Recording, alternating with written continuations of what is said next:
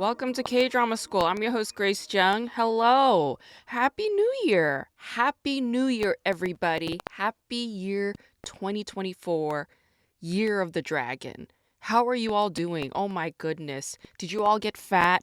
Please tell me you got fat. Please tell me you ate everything that you promised yourself that you would not eat on January 1st, 2023, and that you ate the shit out of it towards the end of 2023. Yes? Did you do this? Because I did.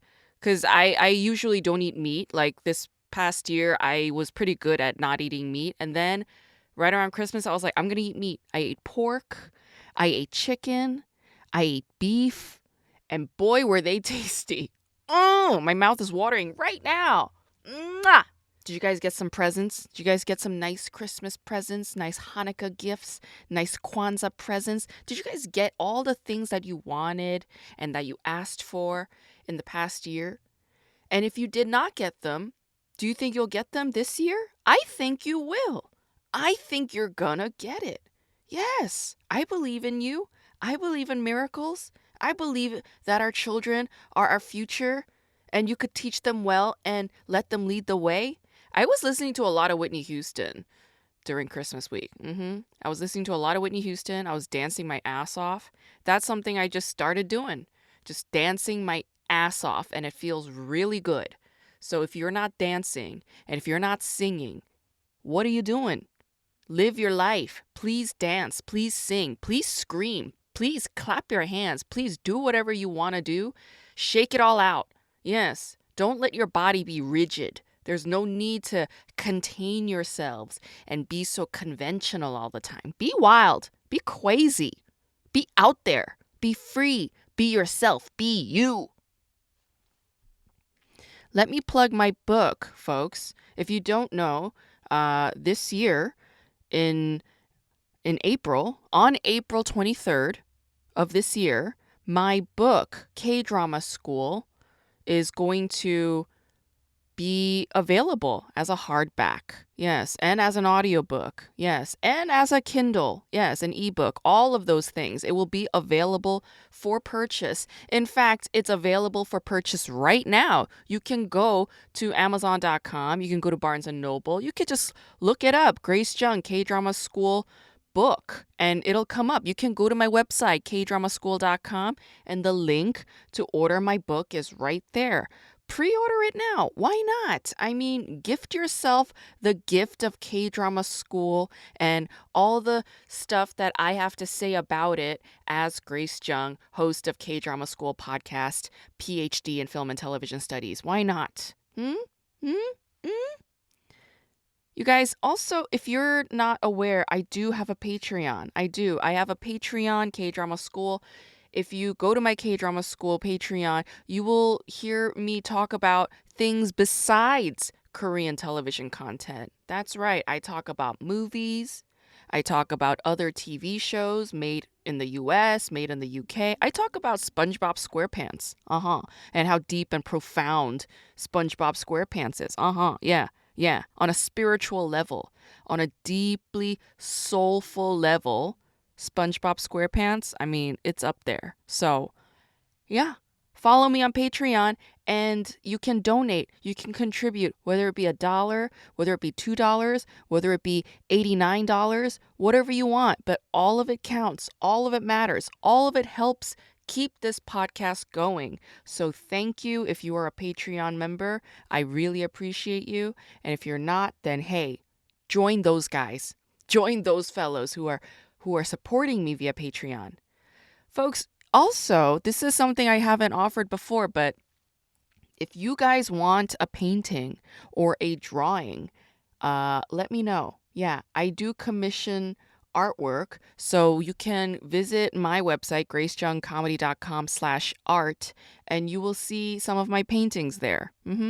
And I will be more than happy to speak to you all about, prices, materials, shipping and handling, and the content of the paintings too. Yeah, like if I get to know you, then I can help make this artwork come alive.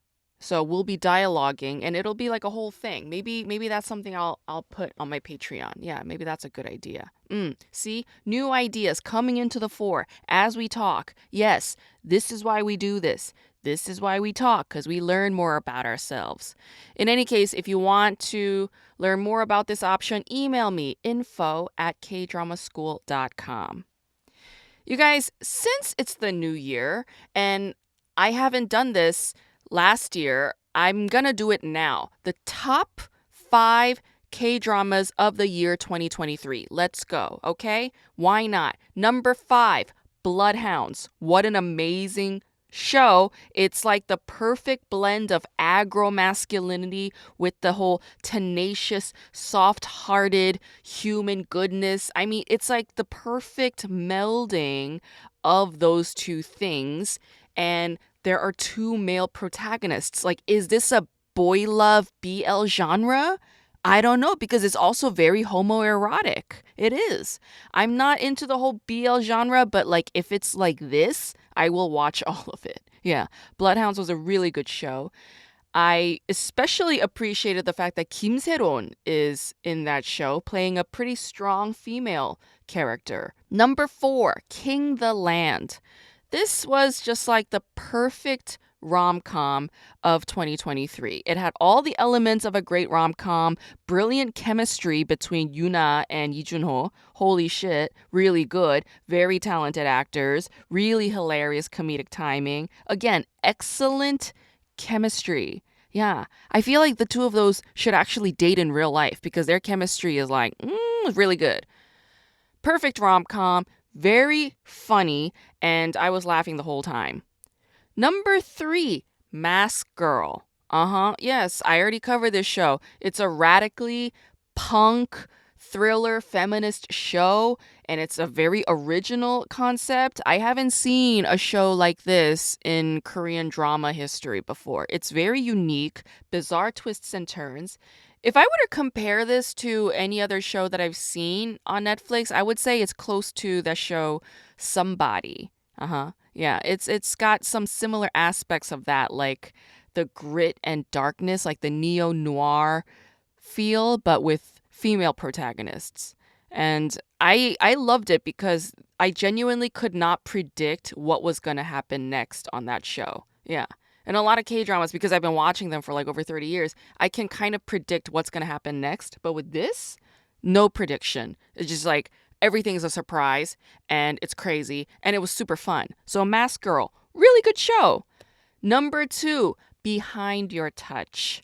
This was a weird one and it was so funny because Han Ji-min, oh my God. Like, who knew that Han Ji-min is a comedic genius? I mean, she's brilliant. She needs to go more zany, more wild, and do more comedic roles. That's what I say. Behind Your Touch, it's about a veterinarian who touches animals' asses and can see what the animals saw. And she can also touch human beings' asses and see whatever they saw in their past. And that's a ridiculously funny camp premise. What's not to love? Yeah, Behind Your Touch, amazing show. Number 1, my favorite show of the year 2023 is Boyhood.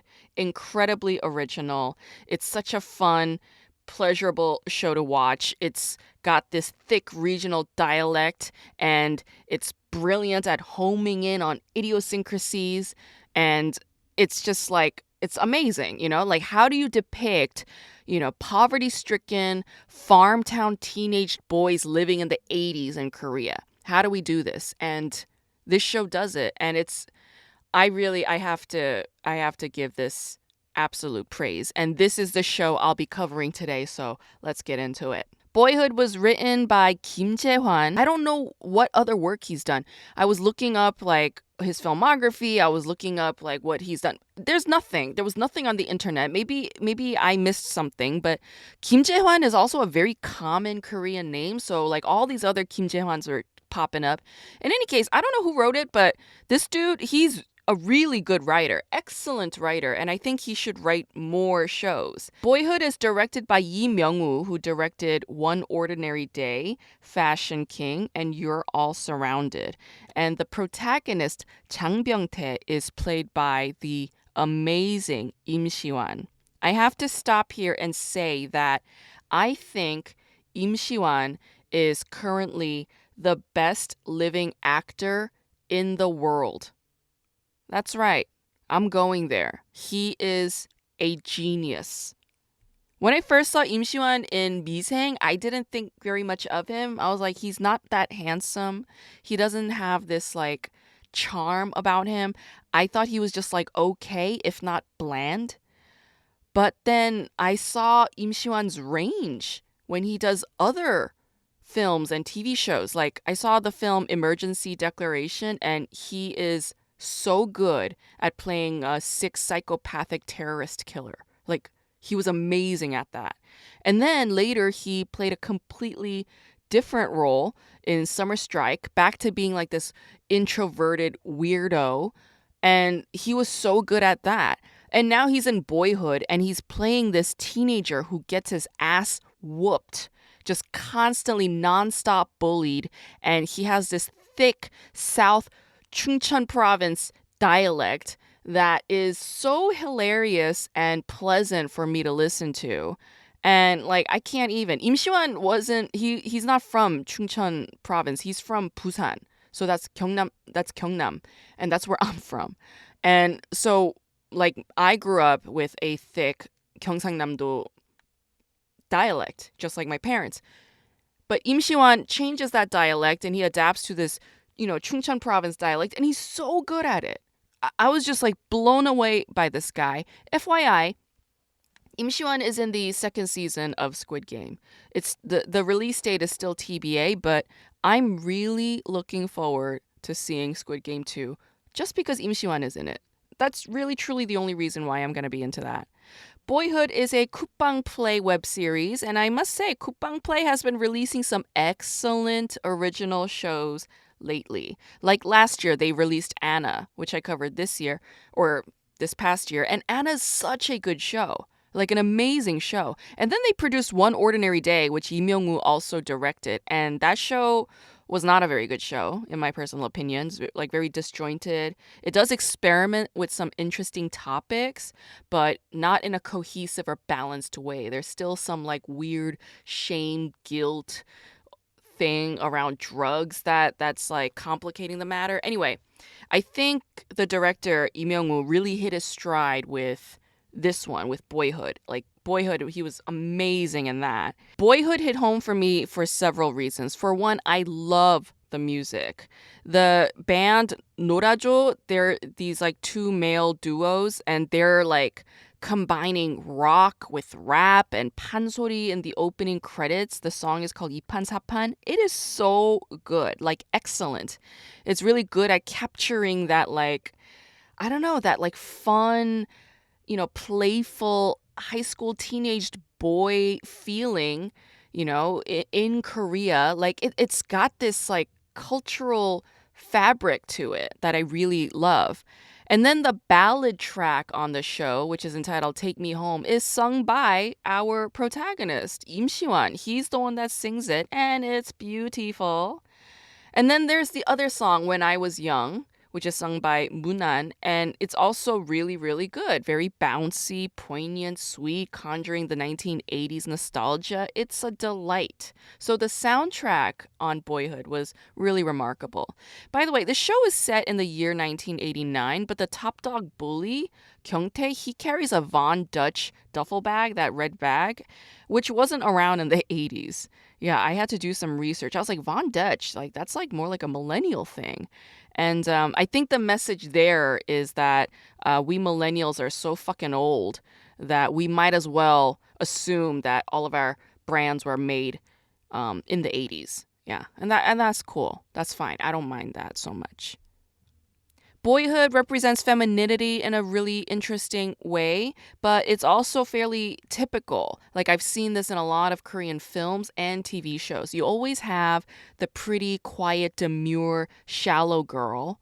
And then the polar opposite of her is supposed to be the rough around the edges, aggro, viciously independent chick who is also domineering and good at fighting. And Ji-young is that character, played by Yi Sun-bin. And Kang Hye-won plays Hunha, the girl that Byung-tae and all the other boys love. But I really love Ji-young's character. She's got strength and integrity. She's loyal. Whereas Hunha is a complete, like shallow, sleepy chick. She's not awoke at all. And she doesn't know who she is. She doesn't know what she wants. Hunha is a lost girl. She's only interested in wanting to be near somebody who has power so that she could take the spoils. So Ji-young and Byung-tae are childhood friends, and Ji-young used to be Byung-tae's protector because Byung-tae was getting his ass whooped like since he was a little kid. And Ji-young was like the town vigilante. She would go after other high school girls who bully little kids, and she would go and like whoop their asses. Yeah. And Byung-tae, he's on the other side of that spectrum. He just sits and takes the beatings. And then he says this like time and time again throughout the show. He's just sitting there after he gets his ass whooped, and he sits there and says, "Life is so hard. Oh boy, life is really hard. How am I going to live?" Like that's all he says over and over again. He doesn't take any action, just kind of sits there, sulks, frozen. And it's like it's really it's a bit frustrating to watch. Even though my heart goes to him, it's also very frustrating to watch because he sighs and cries like so much. The bullies at Byung-tae's high school, they beat kids up for a really ridiculous reason. They beat up kids for money. Yeah. So like it just shows how ridiculous this notion of bullying is. They beat up kids to steal their Adidas sneakers. This is another interesting aspect of the show. It reveals that power-hungry people go after the weak simply because they have power. It's all it is. Like, power just wants more power. Power doesn't have any real logic or sense behind it because power is driven by ego, and ego is completely irrational, and ego is a bottomless pit. So the show, I feel like Boyhood's primary theme is about exposing the arbitrary nature of power and how fluid it can be among those who seek it. So when Byung-tae gets mixed up with Kyung-tae, right? Kyung-tae is like the good fighter that all the boys at his new high school like are supposed to be afraid of. They all mix up Kyung-tae and Byung-tae. So Kyung-tae is at the hospital because Byung-tae accidentally headbutted him. And then everybody thinks Byung-tae is the Asan white tiger. When it's actually Kyung-tae. So everybody assumes that that's who Byung-tae is, and then they just start praising him. They just start following Byung-tae around. But Byung-tae tries to use his power for good. He tries to promote the notion that it's unnecessary to hit people, that everybody should just get along. It's better to just be friends. And the bullies initially go with that. They just listen to their head honcho. They're like, oh, like he's got a new philosophy about living life. Maybe this is better. And they go after that. And Byung-tae, on the other hand, he also luxuriates in his newfound power. He certainly does. Like he can't make sense of the reason why he used to get bullied all the time, but he also can't make sense of the reason why he suddenly has all this power overnight. Like he just really can't understand it because Byung-tae doesn't have a sick, demented ego that is power hungry from an insecure kind of place. So the show is really great at satirizing the absurdity of bullying and how it makes absolutely no sense, just like war makes no sense, just like arbitrary violence is senseless. So the show demonstrates that bullying is actually a performance. The way Byung-tae just assumes the role of the head honcho bully, even though he doesn't really hit anybody, not unless he's provoked. And then he just like has some couple of flukes and he wins. And then Kyung-tae as well, he's also assuming the role of a bully. He can't remember like who and what he was. So he's actually really nice and like well-rounded. And he's like friends with Byung-tae and the other kids initially. But then once he gets his memory back, and he remembers that he himself is actually the Asan white tiger, his personality changes completely, makes a complete turn 180. It shows his split personality, and the bully role that he assumes is like absolutely a performance. You just see that very clearly. It's fascinating how quickly Byung-tae's power dissipates in a flash when Kyung-tae gets his memory back. All of Byung-tae's stooges immediately abandon him and go straight to Kyung-tae, and that includes Sunhwa. Yeah, that fucking bitch. The scene of Byung-tae crying at the river while holding the photo of Sunhwa in his hand is like the most beautiful, heartbreaking, pitiful, and hilarious scene I have ever seen in K-drama history. I feel like nobody else could have pulled that off except Im Si-wan. Truly, it is so impossibly human and layered and contains both humor and heartbreak and madness and compassion. It's got all of it in there, and I just love that scene. It made me love Im Si-wan even more. I think Boyhood also takes a jab at the Korean government in a really interesting way. And of course, like a very indirect sort of way. It not only takes a jab at the Korean government, but all of patriarchy, really. I mean, this is a show that was written and directed by men, and it's, featuring boys, but this is really kind of a feminist show. Yeah, the scene after Kyung-tae assumes power as the Asan White Tiger in the new school, when all the boys go to eat jjajangmyeon together, he's sitting at the head of the table, while all the boys are sitting in a row facing one another, like, with their hands down and their heads a little bowed. And that's the kind of scene that you see at like the Korean president's table or any Korean like male, homosocial setting, like, Korean gangsters. They all sit like that and eat like that. They treat their leader like a god. You also see it in like any patriarchal setting where there's like the strongest person or the wealthiest person or the person with the most political influence, and they're all treated like kings. And all the stooges sit around them with their heads lowered and bowed, pouring them drinks, like bringing them money or bribes or goods, kissing ass, cowering. It's a very common sight in a lot of Korean settings that have a political sort of underpinning. Oh, if you guys haven't seen that movie, it's not the best film, but like this movie, I think it's Asura. That film really shows how absurd the fluidity of power can be. How like people just change like on a dime when they realize that somebody else has power. It's a really fascinating film examining that very concept. Kyung-tae eventually learns how ridiculous his role as a bully is when he asks Sona why she likes him. And then Sona's response is because she likes the spoils. She doesn't say anything lovely about Kyung-tae himself.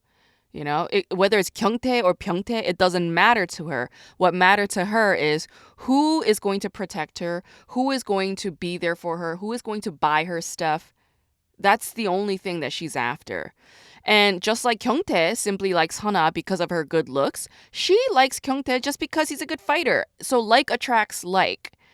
And Kyung-tae realizes how absurdly shallow and stupid his lot is in that moment.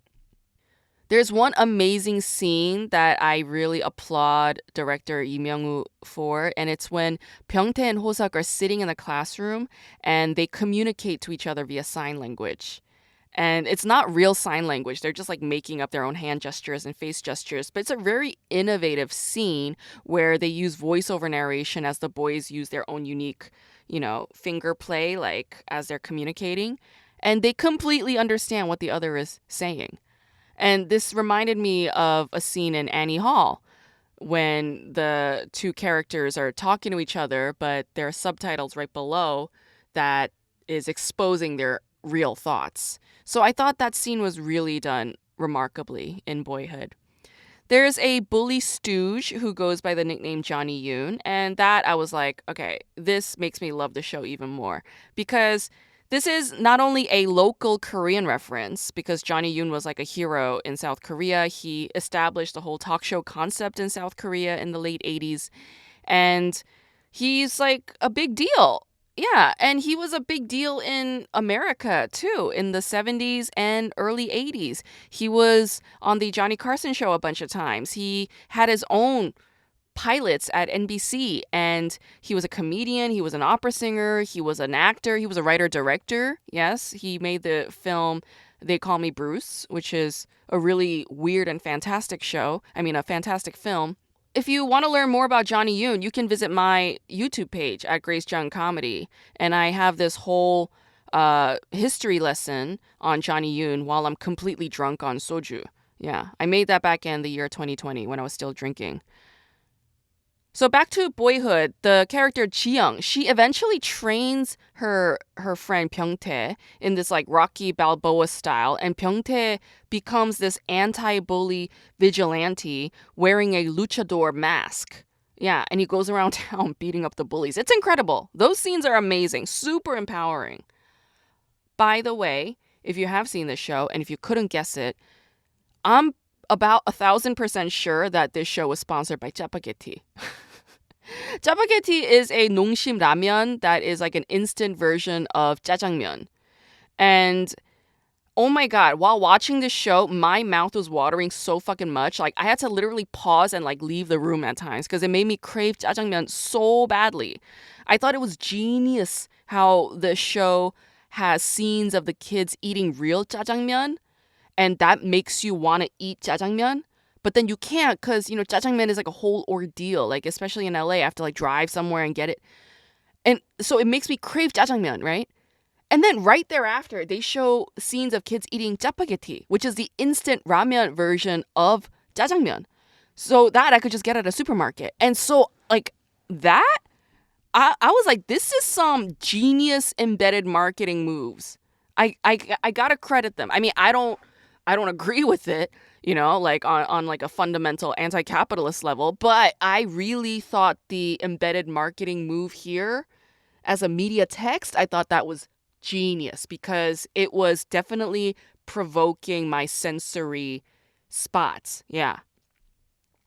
I think the essential closing message of Boyhood is that bullies need to be fought back. You can't negotiate with bullies because bullies have no heart. When the ego is as massive as it is, you have to fight fire with fire. It's just impossible. You have to fight them back. And Byung-tae ultimately does beat Kyung-tae up, but when it comes to destroying Kyung-tae's hand, which is his fist, he just couldn't do it. And the reason why is because Byung-tae is different. Byung-tae is not like Kyung-tae. Byung-tae actually has a heart. Bullies are meant to be overcome, not feared for the rest of your life. You have to overcome your bullies, and the only language that bullies know is getting bullied back. And you just gotta like clap back and be like, hey, yeah, no, I'm not gonna put up with it. And just push back, or sever. Because living with that, right? The way Byung-tae was doing, like living with it and every day saying, how am I supposed to live this way? Why is my life like this? That is the illness. Just know that like you don't deserve to be bullied by anybody. You don't deserve to be abused by anybody, no matter what. The sequences of these bullies getting their asses whooped was actually really satisfying to watch. So if you don't want to, assert yourself, then at least just watch those scenes because I think it'll do something for you. In any case, those are the reasons why I love the show. Those are the reasons why I love Boyhood. And if you haven't seen it yet, then you heard it from me. I declare Boyhood to be my favorite K-drama of the year 2023. And all hail Im Si-wan, the greatest living actor of our era, not just in Korea, but in the world. So look out, Hollywood.